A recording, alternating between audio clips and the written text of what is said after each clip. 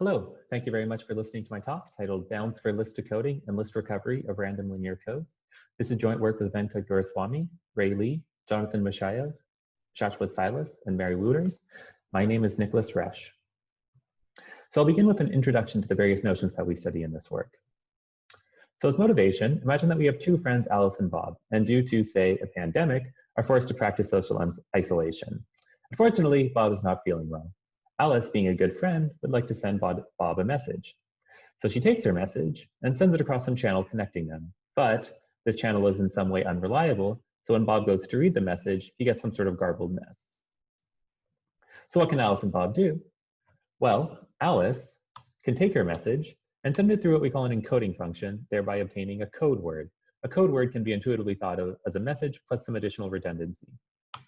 And then she sends this code word across the channel.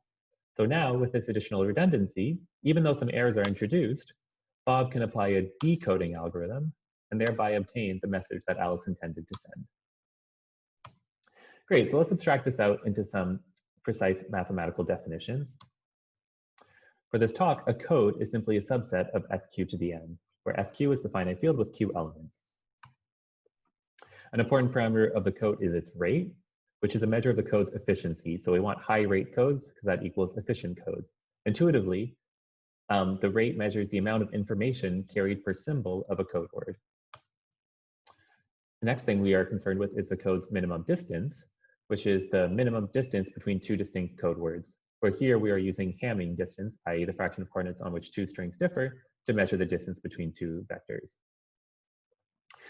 The distance is intuitively a measure of the code's error resilience. I'll make this more precise in the following slide.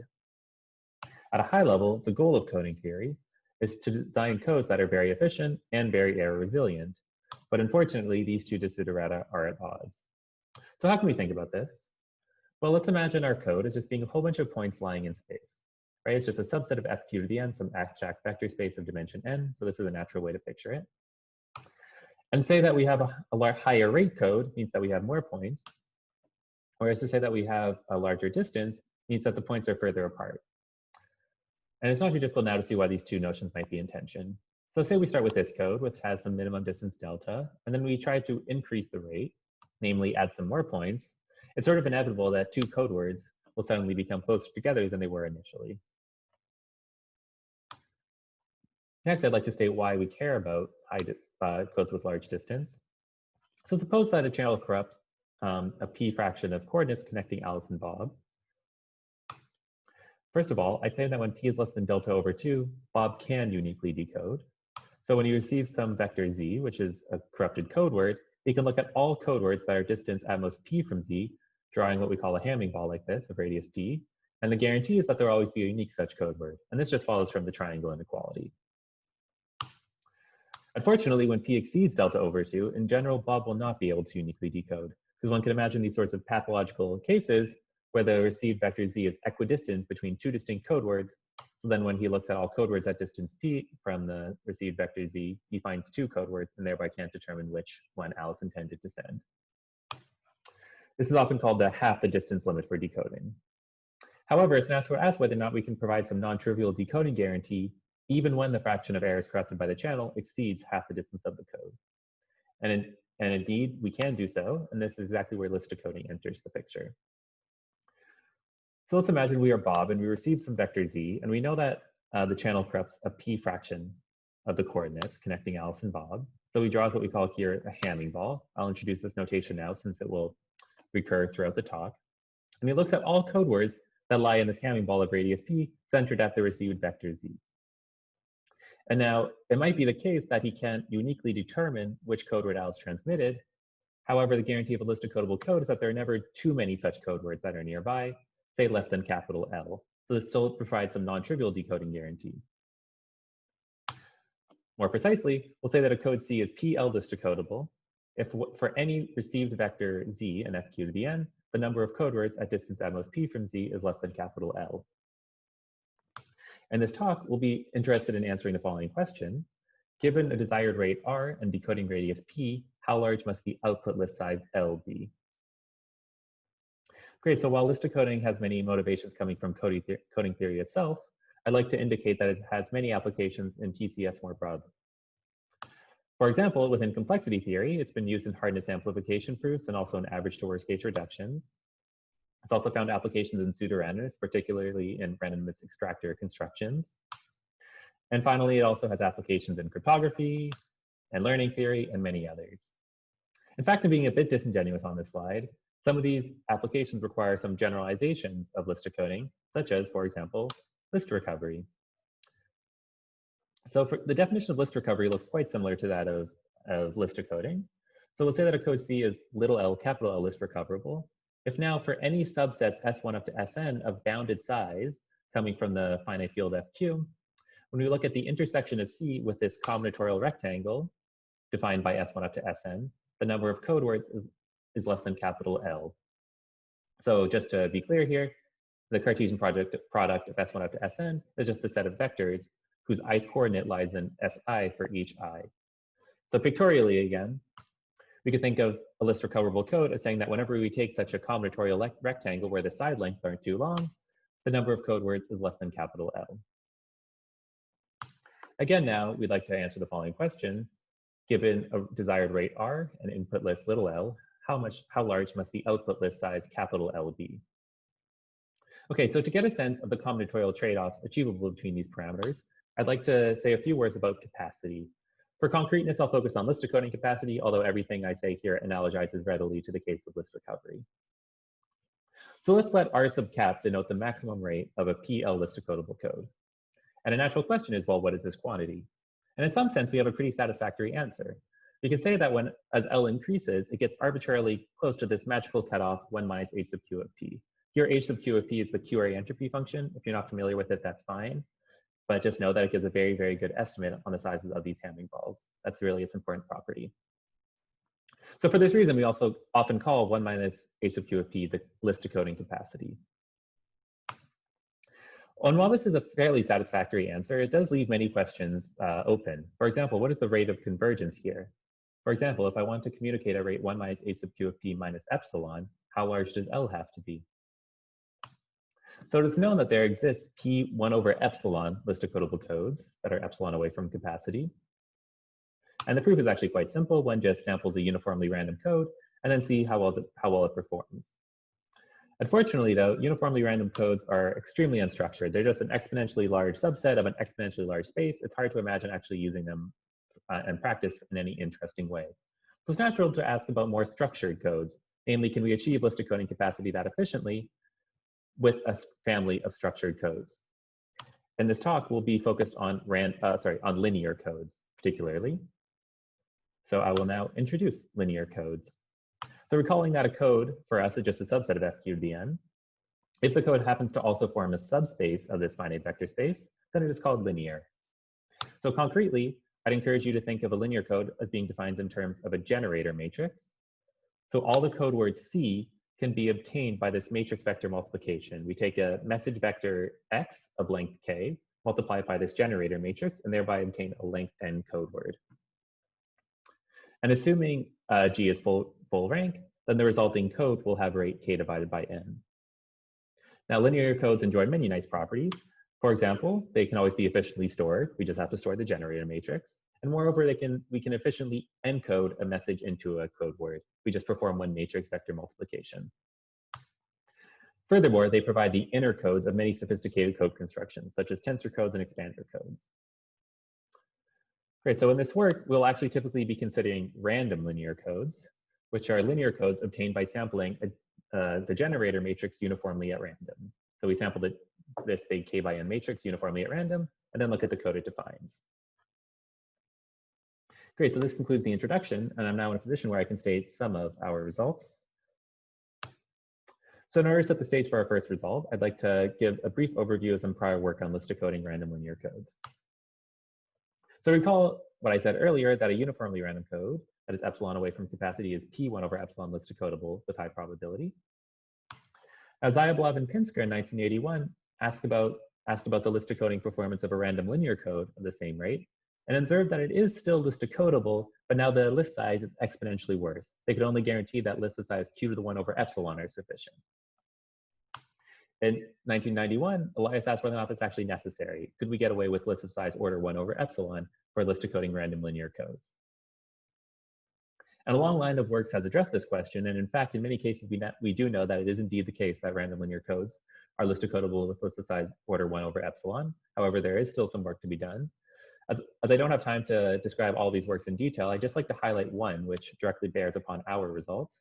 Name this result by Lee and Wooters from 2018, which states that a binary random linear code, epsilon away from capacity, is p, h of p over epsilon plus 2 list decodable with high probability. So they can even nail down the leading constant and observe that it's h of p, which is actually smaller than what is guaranteed for uniformly random codes, interestingly enough. Great, so now I can say our first result, which is actually a lower bound on the list decodability of random linear codes.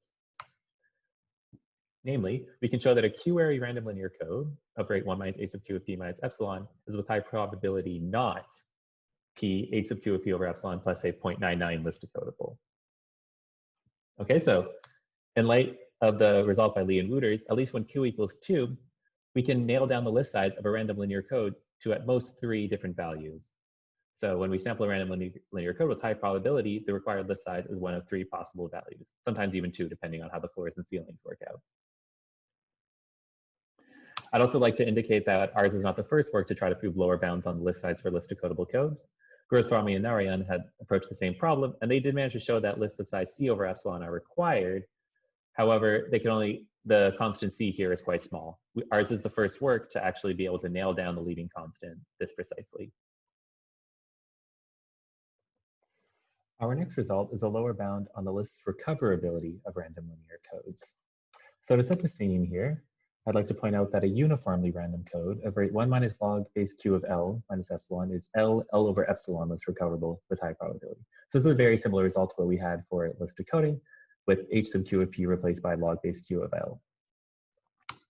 Perhaps surprisingly, we actually show a separation between the performance of random linear codes and uniformly random codes. In fact, we can show that exponentially larger list sizes are required. So for some choice of L and Q, a Q-ary random linear code of rate 1 minus log base Q of L minus epsilon is with high probability not L Q to the L over, say, 10 epsilon list recoverable. So in light of what we've seen for list decoding, this might be quite surprising. However, it is actually analogous to known separations between the performance of linear codes and nonlinear codes in the context of list decoding from erasures. In the remaining time, I'd like to provide a brief overview of how we prove these lower bounds. So the context and starting point for our work is a recent result, MRRSW. In this work, a broad class of local properties are defined. I'll be a bit more precise by what I mean by a local property in the following slide, but for now, just think of, say, list decodability or list recoverability. Next, an important theorem of this work is to characterize what we call the threshold rate R star for a given property. So what is this threshold rate? Well, if one imagines plotting the probability that some rate R random linear code satisfies a given property versus the rate R of the code, what happens is that this probability starts off very, very close to 1, and then around this point R star, it drops precipitously towards 0. Okay, so R star is, say, the point where this probability goes from being above 1/2 to below 1/2. More precisely, we can say that when R is less than R star, a random linear code of rate R will satisfy the given property with high probability. But if R exceeds R star, then a random linear code of rate R will not satisfy the property with high probability. Okay, so we have this sharp threshold phenomenon. In order to explain how this threshold characterization proceeds, I'd like to begin by introducing a new viewpoint on list decoding. So note that in order for a code to be list decodable, we essentially need to guarantee that it does not contain some sort of bad subset. So list decodability is defined by forbidding subsets in the following way. Namely, we forbid all size L subsets of some Hamming ball. Now we can abstract this notion to obtain our broad class of local properties, namely any property which is defined in this way, namely by forbidding some collection of subsets, is a local property. So note that list recoverability is indeed a local property as well. The next important idea of MRRSW is to classify these forbidden subsets by type. So I'll be very informal about type in this talk, but intuitively you should just think of it as an efficient method for classifying the different bad subsets, which allows for a more efficient analysis of the probability they appear in some random linear code. So yeah, so to note that, now to prove that a random linear code is with high probability not list decodable, it'll suffice to show that some set with a forbidden type appears in the code with high probability. Great, so now I can start to begin to hint at how we characterize the threshold. So suppose that we want to show a rate R random linear code contains some subset of forbidden type. Well, the first thing we can do is compute the expected number of subsets of that given type which appear in the random linear code C. I'll denote this quantity by phi of R comma tau. It depends on the rate and the type, and it's just some positive real number. Now, just essentially by a first moment argument, one can note that for a random linear code of rate R to contain a subset of type tau with high probability, it's at least necessary that this quantity be very, very large. For if it were close to 0, we could apply Markov's inequality and thereby confirm that with high probability, no subset of type tau appears in the code. The main theorem of MRSW is to state that this is actually almost also sufficient. However, there's a fairly large caveat here, and I'll get into that next. So to describe this caveat, I'll introduce the notion of implied types. So if we have some type tau and a subset S, which is of this forbidden type tau, I'll make the following somewhat trivial observation, namely that whenever S is contained in our random linear code C, so is the entire span of S, just because C is linear. So we can play the following game. Consider some subset S prime of the span of S, and now look at its type tau prime. Recall that every subset can be assigned a type in this way. The type tau prime is said to be tau implied. And why is this? Well, suppose that we know that some subset of type tau appears in the code, say S, then the subset S prime, which of course is contained in the span of S, is also contained in our code. That is, a subset of type tau prime appears in the code. So an appearance of a subset of type tau implies the appearance of a subset of type tau prime. Great, so now we have all the ingredients in place to give our characterization of the threshold R star, namely this quantity where the probability goes from being above 1/2 to below 1/2. It is exactly the maximum rate R such that for every forbidden implied type tau prime, the expected number of subsets of type tau prime appearing in a random linear code of rate R is bounded away from 0. Great, so this has all been very abstract up till now. Allow me to make it a bit more concrete by showing how we use these techniques to prove our lower bound results. So we'll start off with our lower bound for list decoding, which requires that we give a bad type for list decoding. So let tau be the type of all subsets S, which consist of L elements all chosen from some Hamming ball of radius P. This is not actually how one defines a type, but for intuition's sake, this is sufficient for the talk. Now we can compute the expected number of subsets of type tau appearing in our random linear code of our desired rate, namely rate 1 minus a sub q of p minus epsilon. The first term in this computation is just counting the number of L-size subsets of C. And the second term is computing the probability that some L subset has type tau when this L-size subset is sampled uniformly at random from fq to the n. And of course, we have q to the n choices for Z. And then once Z is fixed, we have q to the h sub q of p times n choices for each of the vectors x, j chosen from the Hamming ball of radius p centered at Z. So that explains the probability there. And indeed, by a choice of parameters, this is much, much larger than 1. In fact, it would be much, much larger than 1, even when L is only 1 over epsilon. However, we only promised a lower bound of the form h sub q of p over epsilon. And in some sense, this is necessary, because at least for q equals 2, we know that lists of size h of p over epsilon are sufficient. And of course, this is because we haven't dealt with the implied types yet. So for example, starting again with our type tau, we can consider the following implied type tau prime, which is the type of the subsets S prime, which are obtained by, say, subtracting the first vector from S from all the other L minus 1 vectors of S. Now we play the same game. We compute the expected number of subsets of type tau prime appearing in our random linear code of rate 1 minus h sub q of p minus epsilon. And then this first term here is just counting now the number of L minus 1 size subsets of C. And the second term is then the probability that some random L minus 1 size subset sampled from fq to the n has type tau prime. And of course, I've changed all the L's to L minus 1s, but the more interesting change is that the exponent of the first term in the numerator has been changed from n to a sub q of p times n. And to justify this, note that when we choose Z minus x1, it actually has to come from the Hamming ball of radius p centered at 0, because we know Z and x1 are just send with p from one another. And then after we fix that, xj minus x1 all come from the Hamming ball of radius p centered at now z minus x1.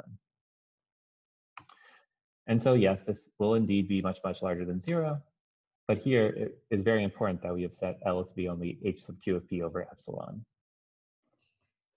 Great. Finally, I would like to give a brief overview of how we prove our list recovery lower bound. So here, we'll let L prime be, say, 1 over 10 epsilon, and L, the output list size, will be exponential in L prime. And for this simple example, let's say Q is a large power of 2. Now we'll define the following type. We'll consider all L prime element subsets of a combinatorial rectangle where each SI has size 2 and one of the two elements is 0. Okay, so such a subset of type tau will look like this. It'll be x1 up to xl prime, and then the ith entry of all of these x's will be either 0 or a sub I. Okay, and now the important observation is that if we take a sum of these vectors, we'll again get a vector that is such that the ith entry is either 0 or a sub I. And this uses the fact that the characteristic of the field is 2. Okay, so this essentially allows us to say that if C contains a subset of type tau, there's actually not even 2 comma L list recoverable. And we call that L is exponentially large in 1 over epsilon.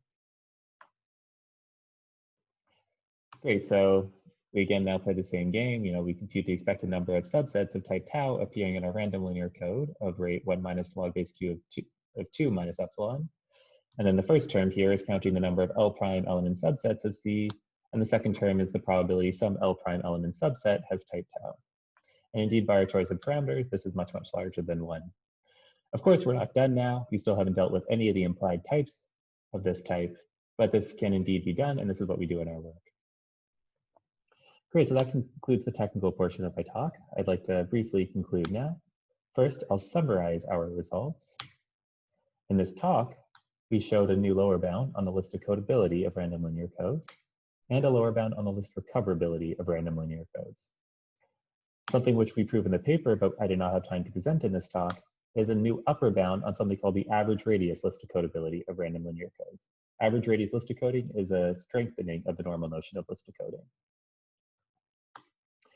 There are many open problems which remain to be pursued. I'd like to indicate 3 of them that I find particularly interesting. So first of all, it'd be great to get upper bounds on the list decodability of random linear codes over general fields. We have this great upper bound at least when q equals 2, but for larger q, our techniques don't seem to apply. In particular, it would be great to say that h sub q of p over epsilon is always the correct list size. We now have the corresponding lower bound, we just need to get the upper bound. Next, as might be clear from the brief sketch I provided of our list recovery lower bound, it definitely would not apply over prime fields. So it'd be interesting to understand the list recoverability of random linear codes when the field size q is a prime number. Lastly, at a higher level, we managed to use the techniques of MRRSW to prove some interesting lower bounds on the list decodability or list recoverability of random linear codes, but we were not able to prove any upper bounds. In fact, the techniques that go into our average radius list decoding upper bound are completely orthogonal to the techniques I presented in this talk. Nonetheless, it would be very nice to actually use their techniques to prove some interesting new upper bounds. Great, thank you very much for listening to my talk. If you have any questions, Jonathan, who will be giving the 10-minute talk in the conference, will be more than happy to answer them. Of course, you can also reach out to any of us at any time you like.